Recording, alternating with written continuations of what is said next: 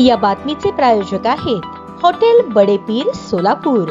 Chicken biryani फक्त 60 रुपयात। सोलापूर जिल्ह्यात 10 सप्टेंबर रोजी उत्तर सोलापूर, दक्षिण सोलापूर व अक्कलकोट तालुक्यात अतिवृष्टी झाली होती। तर 14 व 15 सप्टेंबर रोजी मोहोळ, माढा व करमाळा तालुक्यात अतिवृष्टी होऊन शेती पिकांचे, घरांचे व अन्य बाबींचे नुकसान झाले आहे। या अनुषंगाने जिल्हाधिकारी कुमार आशीर्वाद यांनी मोहोळ, माढा व करमाळा तालुक्यातील गावांना भेटी देऊन नुकसानीची पाहणी केली। तसेच तालुका प्रशासनाने नुकसानीचे पंचनामे त्वरित करून अहवाल सादर करण्याबाबत निर्देश दिले। जिल्हाधिकारी आशीर्वाद हे दुपारी मोहोळ तालुक्यातील आष्टी येथे अतिवृष्टीने झालेल्या नुकसानीची पाहणी करण्यासाठी पोहोचले। तसेच कोळेगाव आष्टी बंधाऱ्यातून सीमा नदीमध्ये पाणी सोडल्याने नदीकाठच्या गावांमध्ये पूर परिस्थिती निर्माण झाली आहे। यावेळी त्यांनी शेतकऱ्यांशी संवाद साधून शेतीचे पंचनामे लवकर करण्यात येतील, तसेच लवकरात लवकर शासकीय मदत आपल्याला मिळेल या दृष्टीने प्रयत्न केले जातील असे सांगितले। माढा तालुक्यातील कुर्डवाडी, रोपळे, म्हैसगाव व रांजणी या 4 मंडळात अतिवृष्टी झालेली आहे। जिल्हाधिकारी आशीर्वाद यांनी कुर्डवाडी जवळील अतिवृष्टीने ऊस पिकाच्या झालेल्या नुकसानीची पाहणी केली। तसेच केळी बागेच्या नुकसानीचीही पाहणी करून केळी उत्पादक शेतकरी बालाजी शिरस्कर यांच्याशी संवाद साधून त्यांना धीर दिला। त्याप्रमाणे सीना कोळेगाव प्रकल्पातून पाणी सोडल्याने तांबे वस्तीत पाणी जाऊन तेथील कुटुंब पाण्यात अडकले होते। यावेळी जिल्हाधिकारी आशीर्वाद स्वतः पाण्यात थांबून संबंधित कुटुंबाला बचाव पथकामार्फत सुरक्षित स्थळी स्थलांतरित केले। यावेळी तहसीलदार सचिन मुळीक यांनी मोहोळ तालुक्यातील मोहोळ, नरखेड, सावळेश्वर या 3 मंडळात अतिवृष्टी झाल्याची माहिती दिली। तर तहसीलदार संजय भोसले यांनी माढा तालुक्यातील 4 मंडळात अतिवृष्टी झाल्याचे सांगितले।